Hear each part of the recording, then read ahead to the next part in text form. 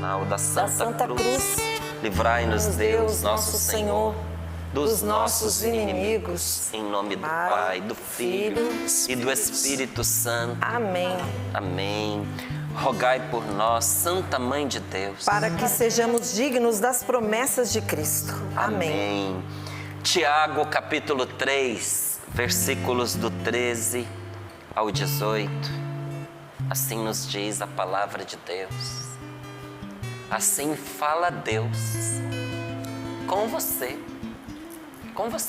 comigo, com cada um de nós nesta manhã. Para quem tem essa tendência de dizer, Deus fala comigo, Deus não me responde, o Senhor quer falar com você agora e usa a palavra dele para isso. E olha o que ele lhe diz. Quem dentre vós é sábio e inteligente? Mostre por seu bom procedimento que ele age com a mansidão que vem da sabedoria. Mas se fomentais no coração amargo ciúme e rivalidade, não vos ufaneis disso, mas deixai de mentir contra a verdade. Essa não é a sabedoria que vem do alto. Ao contrário, é terrena, egoísta, demoníaca. Onde a inveja e rivalidade, aí estão as desordens e toda espécie de obras más. A sabedoria, porém, que vem do alto, é antes de tudo pura, depois pacífica, modesta, conciliadora, cheia de misericórdia e de bons frutos, sem parcialidade, sem fingimento. O fruto da justiça é semeado na paz para aqueles que promovem a paz. Palavra do Senhor. Graças a Deus. Que palavra. Quem dentre vós é sábio e inteligente? Num tempo, em que nós vemos muitas pessoas disputando para ver quem tem mais argumento, quem tem mais conhecimento, quem é mais inteligente, quem tem mais sabedoria. A palavra de Deus nos diz: se você não consegue ser tudo isso com mansidão, então você está enganado a seu respeito. A pessoa pode achar que é sábia, que é inteligente, que é cheia de conteúdos, mas se ela não tem mansidão, é só falácia. Está se enganando a si mesmo. A sabedoria de quem tem Cristo é pacífica, emana da paz e promove a paz. Então, quem dentre vós é sábio e inteligente? Precisa mostrar na vida. Não adianta a gente querer se arrogar de sábio, de inteligente, só com o discurso. Não, porque eu sou inteligente, porque eu sou esperto, porque eu tenho formação, porque eu tenho cultura. Se você precisa ficar dizendo, é sinal de que o negócio está ruim para você, né? É isso aí, Marcos. Quando a gente começa a ter que dizer o óbvio, gente, alguma coisa não está legal. Porque aquilo que a gente é, as pessoas reconhecem sem a gente falar. Por isso que a palavra de Deus está nos dando o melhor caminho. Aliás, o único caminho. Quem é sábio? Quem é inteligente? Você sabe, você é inteligente? Então mostre no seu proceder. Mostre na sua maneira de agir. Mostre na maneira como você enfrenta a vida. Mostre na maneira como você se relaciona com as pessoas. Mostre na maneira como você trata aqueles que estão dentro de casa com você. Mostre na maneira como você age nesses grupos de conversa que você está, no WhatsApp, no Instagram, no Facebook, a gente poderia dizer tantos outros aí, né? Nem há problema em dizer, porque hoje essas mídias são tão comuns que não tem como você fazer mais propaganda delas do que já é feito, não é? Mas nesses vários meios aí, hoje esses são os mais comuns, amanhã serão outros. Não é como há um tempo atrás nós tínhamos outros. Mas nesses locais onde a gente manifesta a nossa forma de pensar, olha o que a palavra de Deus nos diz. É ali que nós também devemos mostrar que nós somos sábios e inteligentes. Porque a estupidez cobra de nós um preço alto e com muitos juros. Ainda mais quando ela é manifestada publicamente, né, gente? Porque a internet não tem pena. A internet não tem dó. O que você põe na internet é para sempre, tá certo? Tome muito cuidado com as coisas que você escreve, que você publica. Sobretudo quando isso ofende as pessoas que você ama. Porque situações passam, mas é o que a gente disse fica, não é? Nervosismo passa, imaturidade, queira Deus passe, não é? Tem gente que infelizmente morre imaturo, mas Deus nos livre disso, porque do que vai nos servir o tempo se não puder nos amadurecer? Aí a imaturidade passa, mas as palavras que foram ditas ficam lá. Então, olha, todo direito para você manifestar o que você pensa. Mas todo cuidado na hora de dizer, porque a gente não precisa, para poder mostrar o que a gente pensa, do que a gente está convicto, pisar nas outras pessoas, machucar as outras pessoas, desrespeitar as outras pessoas. Às vezes eu fico impressionado de gente muito boa, gente de bom coração, mas não consegue conviver com quem pensa diferente. Às vezes a tolerância da pessoa é o tempo que ela tem de esperança de mudar o outro. Então eu tenho esperança de que em algumas conversas eu mude a Paula. Quando eu percebo que ela está firme nas convicções dela, desprezo, digo, não tenho respeito por você, já que você adota essa maneira de pensar. E às vezes a gente reduz a pessoa a uma convicção sobre uma questão particular da vida dela. E olha, nessa vida, meus amigos queridos, só o tempo vai mostrar quem está certo e quem está errado. E às vezes a gente condena, pisoteia e desperdiça, despreza boas amizades e às vezes gente que Deus colocou ao nosso lado para ser família na fé conosco por causa de uma ideia equivocada que a gente tem e pensa que o outro tem. Então, qual é a solução? Respeito. Respeito. Tem gente que diz assim, que religião, política e futebol não se discute. Está errado. Tudo na vida é passível da gente conversar a respeito. Com respeito. Não é? Com educação. Né? Com educação, não é? E com consideração pelo outro. Porque quando você ataca aquilo que é a fé da pessoa, o time da pessoa, as convicções até políticas daquela pessoa, às vezes você está espizinhando valores profundos. Mas se a gente se poupar de conversar com respeito sobre algumas coisas importantes, como é que a gente vai se esclarecer e esclarecer o outro? Mas é com respeito. E às vezes você vai encontrar pelo caminho pessoas que não têm condições emocionais, psicológicas, humanas para conversar.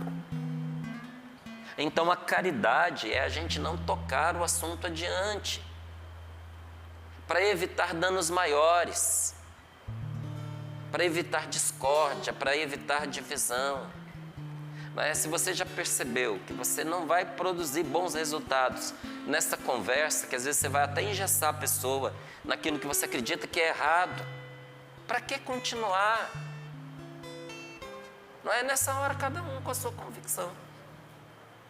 O respeito, a caridade. Não é? Tem uma palavra de Santo Agostinho que ela ilumina muito os meus passos. Não é? No essencial, a unidade. Naquilo que não é essencial, você respeita a liberdade. No que é essencial, nós somos um. Unidade. Amor à família, respeito às pessoas, educação dos filhos, integridade. Isso aí não tem conversa. Respeito à vida. Não tem conversa isso. No essencial, a unidade. Agora, naquelas coisas que não são essenciais ou que não se tem certeza a respeito, a liberdade. Respeita a liberdade. E em tudo, a caridade. Então, olha, no essencial, a unidade. No que não é essencial, a liberdade. E em tudo, a caridade. Porque é importante nós nos mantermos unidos às pessoas. E todas as vezes que entra ali a discórdia, o mal entra junto. A chave que abre a casa da gente para a ação do diabo é a discórdia. Ele não só entra pela discórdia, como ele fomenta a discórdia. Então, se você é uma pessoa inteligente e se você é uma pessoa sábia, você não vai abrir o que é tesouro para você, porque os maiores tesouros da nossa vida não são coisas, são pessoas. Nós não vamos abrir a porta do cofre, dar acesso aos nossos principais, maiores tesouros, ao ladrão, a Satanás, ao homicida, que vem para destruir, que vem para matar, que vem para roubar o que é importante para nós, não é verdade? Então, quem dentre vós é sábio e inteligente, mostre pelo seu proceder. Como? Agindo com mansidão. Com a mansidão que vem da sabedoria. Nós precisamos ser mansos com as pessoas em todas as situações. Mas, se fomentais no coração, não é? Se você vai aumentando no seu coração a gana, a fome, o desejo, do amargo ciúme, da rivalidade, não fique se gloriando disso. Não fique se ufanando disso. Não fique contando vantagem. Porque às vezes a gente conta vantagem do mal feito que a gente fez. Faz feio e ainda conta. Olha, tem coisas que nós deveríamos nunca falar a respeito. Você fez, é feio. Fica calado, arrepende, confessa, pede perdão a Deus. Pede a Deus para ninguém descobrir. Para o feio não ir se multiplicando, sabe? E repara o mal feito. Faz o contrário, passa a fazer o contrário do que você fez de ruim. Agora tem gente que depois de fazer o mal feito ainda sai contando para todo mundo. Depois não sabe por que as coisas estão dando errado e acha que a vida, não é a vida, foi você que fez propaganda ruim ao seu respeito, porque você fez o errado e saiu contando para todo mundo. Quando você conta o mal que você fez, todo mundo se previne contra você.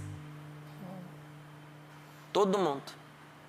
Então, se fomentais no coração aquele ciúme amargo,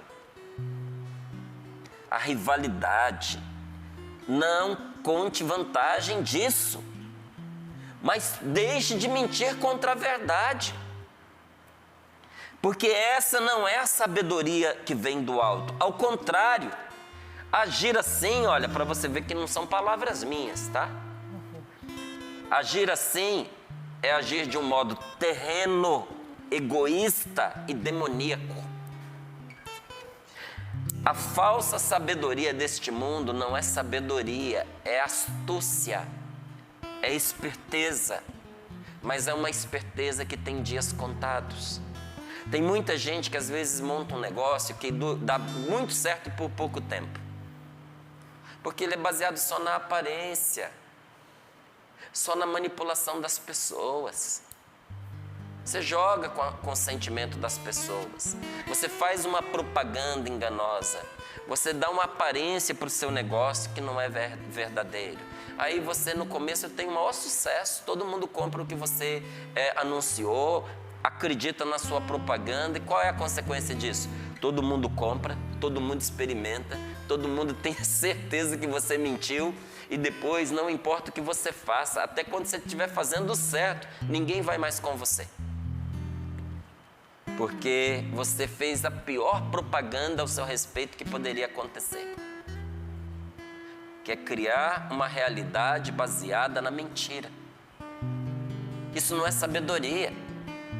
Tem um outro nome para isso. Chama loucura. Então, isso que muita gente acha que é esperteza, sagacidade, astúcia, a palavra de Deus que nos ama e que só quer o nosso bem, nos diz: isso é terreno, egoísta e demoníaco, onde uma pessoa age prejudicando a outra, para o mal da outra, não querendo a felicidade, o êxito, o sucesso da outra. Isso é inveja. Onde há inveja e rivalidade, aí, meu amigo, olha aqui o que entra: as desordens e toda espécie de obras más. Quando as atitudes são tomadas com base na inveja e na rivalidade, na mera disputa, se você é de um lado, então para eu disputar com você, eu sou do outro lado. O que entra aí? Começa pela desordem.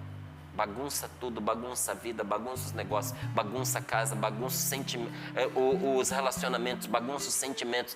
Daqui a pouco bagunça os pensamentos. Vira uma desordem e você perde a paz. E depois que a desordem se estabeleceu, entra toda espécie de obra má. Agora, a sabedoria que vem do alto, como é que é uma sabedoria que vem de Deus? Você quer saber se a sua atitude corresponde a algo que foi inspirado por Deus? Olha aqui, ó. Ela, antes de tudo, é pura. Pura, pacífica. Depois ela é pacífica. Ela é simples, é modesta, é humilde. É conciliadora. Espetacular. Une as pessoas. Faz a paz entre as pessoas. É cheia de misericórdia e de bons frutos, sem parcialidade, sem fingimento. E o fruto, e quando você faz isso, olha aqui, ó, o fruto da justiça semeado na paz, é semeado na paz para aqueles que promovem a paz. Que palavra maravilhosa! Espetacular. Que palavra maravilhosa! Eu fico impressionado com tanta gente, às vezes, gastando seu tempo, fazendo certos cursos. Eu já falei isso aqui outras vezes. Gastando rios de dinheiro, procurando uma sabedoria fraca, entregando a condução da sua vida a pessoas que não sabem o que você vive e às vezes nem entendem do seu negócio. E você está lá dando rios e rios de dinheiro, às vezes se desviando do seu negócio para poder fazer o que a outra pessoa faz, você acha bonito. Aquelas palestras, aqueles cursos, e você vai se desviando do seu específico para fazer aquilo lá também, buscando uma sabedoria que não se sustenta. Quando você tem de graça nas suas mãos uma sabedoria perfeita. Sabe qual é a qualidade, a qualificação, o adjetivo para esta palavra de hoje? Perfeita. Perfeita. Quem é sábio, quem é inteligente, mostre pelo seu bom procedimento. Se você é uma pessoa inteligente, mostre pelo seu crescimento espiritual. Mostre pela bondade do seu coração.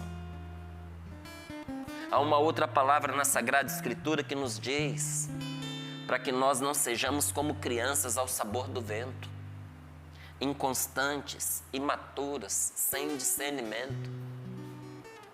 Porque para a criança é justo ser criança. Ninguém quer de uma criança maturidade, constância, discernimento. Se você tiver um menino de 4, 5 anos com muito discernimento, maduro e constante, seu filho tem problema, você precisa levar ele para tratar. Isso vai ser ruim para ele mais tarde, tem alguma coisa errada. Ai, meu filhinho de 4, 5 aninhos é um homenzinho. Lá em casa ele é o mais maduro. Olha, cuidado com isso. Cuidado com isso, que isso é um negócio muito preocupante. É próprio de uma criança ser criança. E a criancice é o tempo da imaturidade. Você tem que vigiar a criança, porque não tem juízo, você sabe que não tem. Vai adquirir. Agora, quando essas qualidades são impregnadas num adulto, são atribuídas a uma pessoa adulta, minha gente, aí não, aí já é um problema. E a palavra de Deus nos diz, não seja como criança, não seja infantil, que toda hora uma opinião muda você. Você fica ao sabor do vento, inconstante, não sabe o que é da vida. É tão triste quando você topa com um casal há tantos anos juntos, imaturo, não amadureceu. Brigando igual gato e cachorro, sabe, disputando coisas assim, infantis, tirando a paz de casa por nada. Dá dó, gente, porque a vida está passando e estão desperdiçando. E olha, como é difícil quando você vê um homem, uma mulher, idosos sem discernimento, e tem gente idosa sem juízo.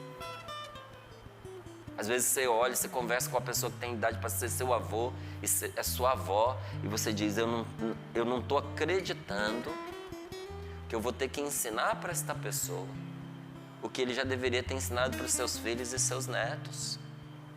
Porque o tempo passou e a pessoa não adquiriu juízo. A palavra de Deus nos diz, não sejais assim. A sabedoria, ela mostra que nós nascemos para Deus e que nós somos criaturas novas em Cristo. Uma pessoa sábia, olha, logo ela é identificada como uma pessoa íntima de Deus. Mesmo quando essa pessoa não é cristã. Porque talvez não foi anunciado Jesus Cristo para ela. Porque talvez ela não tenha tido ainda um encontro pessoal com Deus. Mas é uma pessoa que tem o seu coração aberto para Deus. Quando a pessoa é sábia, você diz, essa pessoa é boa, Deus está com ela. E se ela ainda não encontrou o Senhor, ela o encontrará, porque o coração dela está aberto. Porque a sabedoria nos aproxima de Deus. Agora, o pior que poderia acontecer conosco nesses dias, nessa etapa da nossa vida, seria a gente permanecer crianças e a gente não crescer. O que significa permanecer crianças? Jesus não disse para a gente ter um coração de criança, no sentido de ser puros, de não ter maldade, de ter confiança absoluta no Pai. É nesse sentido que é para a gente ser criança. Porque se você tem um filho e você trata bem seu filho, você ama seu filho, e seu filho é pequenininho, ele confia absolutamente em você. Se você disser, ele vai fazer. Se você falar para ele, pula do armário que o papai vai segurar, ele vai pular. É isso que Jesus está dizendo para nós. Tenha uma confiança absoluta em Deus. Mas não para a gente viver como um idiota, com a inteligência engessada, estagnados, não é? Amarrados no nosso crescimento. Porque ninguém quer ser criança para sempre. Quando o menininho tem 6, 7 anos ali, você quer ofender ele? Dá um abraço, chama o meu bebezinho, você vai ver o que acontece. Fica bravo. O bebê da mamãe. Você pode até gostar de chamar assim, querido, mas ele não gosta. E chega uma fase que o maior elogio que você pode fazer para uma criança é diz, nossa, como você cresceu, você tá um rapazinho, você tá é ou não é? Você que é mãe? Com certeza, né? Não é assim, ô Renata? Porque ninguém quer ser criança para sempre. Quer ser criança para sempre? Ser criança é uma delícia, gente, mas não para sempre. É gostoso quando você vê um casal que brinca igual criança, que tem respeito, que tem alegria, que tem leveza. O marido brinca com a esposa brinca com ele. Você olha, parece duas crianças brincando, mas não é toda hora. Para tudo tem hora, não é para sempre. Porque nos nossos relacionamentos, na vida, a gente precisa crescer. Crescer até onde? Até a estatura de Cristo. Crescer até a estatura de Cristo significa deixar-se inundar mais e mais pela vida de Deus, pela força do Espírito Santo, pela graça de Deus, para que ela nos vá transformando e que Cristo cresça em nós enquanto nós diminuímos. Que as pessoas identifiquem cada vez mais em nós a presença de Deus. Porque Deus não terminou o seu trabalho em nós. Me permita dizer com todo amor e com todo respeito: você é uma obra inacabada, porém não abandonada. Você não é uma obra que Deus largou, mas você é uma obra que Deus ainda não terminou. Nosso Senhor apenas começou os trabalhos dele em você. E o plano de Deus para a vida de cada um de nós é que nós reflitamos o rosto de Cristo, como Cristo reflete o rosto do Pai. Tem gente que fica ofendido, Jesus não ficou. Quando Filipe se aproximou de Jesus e disse: mostra-nos o Pai, Jesus disse: o meu rosto reflete o rosto do meu Pai. Quem me vê, vê o meu Pai. Quando será que nós vamos chegar a esse ponto que a gente vai ter alegria e um santo orgulho de dizer: quem me vê, vê Jesus? Eu quero que o meu rosto reflita o rosto de Cristo. É isso. Deus necessitou apenas um segundo para nos perdoar. Foi isso que Ele precisou. Um momentinho para nos dar perdão, para nos libertar de um passado, sabe? Pesado, contaminado de pecado. Mas Ele precisa de toda a nossa vida para nos transformar. Até quando eu escrevi aquele livrinho, Passos para a Cura e Libertação Completa, alguém me indagou: mas a libertação completa se dá no céu. E a cura completa também se dá no céu. Eu falei: então, mas os passos é para lá mesmo. Por isso que é passos para a cura e libertação completa. Porque nós vamos caminhando no dia a dia, há um roteiro a seguir, há uma caminhada a se fazer. O pior que nós poderíamos fazer é sentar no meio da estrada. Abandonar e dizer: já que a cura completa se dá só no céu, então eu vou ficar aqui.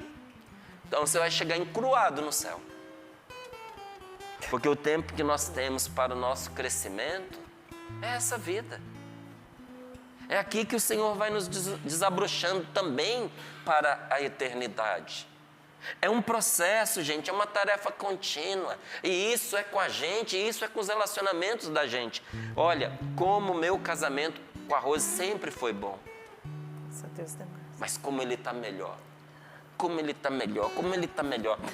O casamento da gente vai ficando uma coisa tão boa que a gente chega a desconsiderar a possibilidade de um outro casamento, ainda que a outra pessoa morra. Porque você olha e diz: vai ser difícil chegar nisso aqui. Vai ser difícil.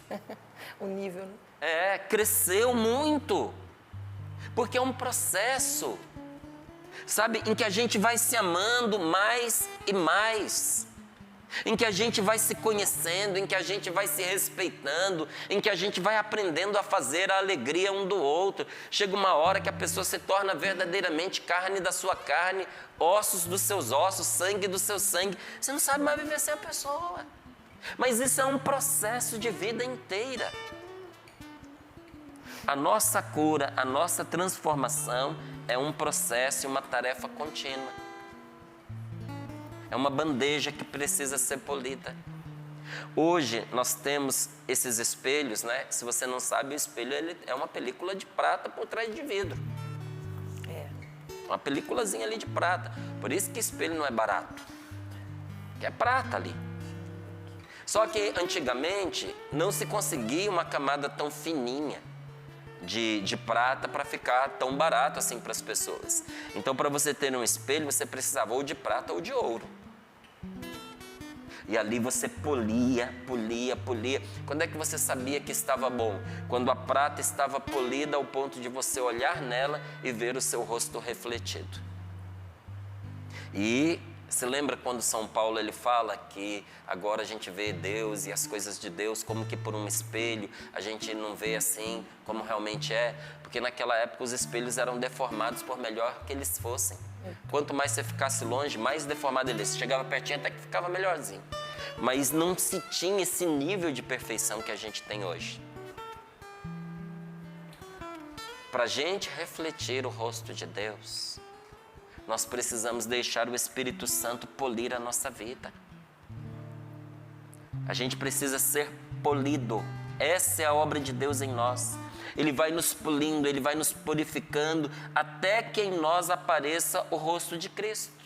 E como é que você nota que essa pessoa está resplandecendo Cristo? Não é porque quando você olha para ela, você vislumbra um homem barbudo, não é? Com cabelos longos, não é? E com as marquinhas da coroa de espinho. Não, não é por isso. É que você olha para ela e nota uma pessoa que age com a mansidão que vem da sabedoria. Olha o que Jesus diz: aprendei de mim que sou manso e humilde de coração. Você nota que uma pessoa está refletindo a Cristo pela mansidão que vem da sabedoria. Quem é sábio é manso. Do que Deus nos purifica quando a gente olha esta palavra? Ela nos diz, do ciúme amargo, da rivalidade e da mentira. Quanto mais nós nos unimos a Deus, mais nós vencemos o ciúme, inclusive o ciúme conjugal. Porque tem um ciúme que é posse e tem um ciúme que é zelo. O ciúme conjugal que é zelo, ok, vamos manter. É cuidar da pessoa para que ela esteja segura e seja cada vez melhor, até para o bem dela mesma. Mas agora aquele ciúme que você é posse minha, você só faz o que eu quero, do jeito que eu quero, quando eu quero, com quem eu quero. Quanto mais a gente é de Deus, mais o Senhor vai nos curando do ciúme amargo. Porque o ciúme zeloso é doce. Eu tenho ciúme pelas coisas de Deus. Eu tenho ciúme da canção nova. Mas esse ciúme é doce, ele me faz bem. Agora, quando eu tenho ciúme de uma amizade, porque eu não quero que essa amizade seja amigo de outras pessoas, você já notou que isso amarga na gente? Isso amarga. E amarga o outro. A palavra de Deus nos purifica de um ciúme amargo, nos purifica, nos liberta dessa rivalidade besta, dessa rivalidade estúpida, que faz a gente ficar categorizando amigos em companheiros e adversários, sabe? Em pessoas que são a favor e contra nós, por causa da rivalidade que divide famílias. E a palavra de Deus também nos purifica da mentira, não só da mentira que a gente conta, como da mentira da qual a gente está convencido. Porque às vezes nós vamos nos convencendo de certas mentiras. Então, de maneira simples, nós podemos dizer que crescer em Cristo é a gente ir se tornando mais Jesus, mais cheios do Espírito Santo, deixar que Ele ame, deixar que Ele sirva e que Ele testemunhe através de nós.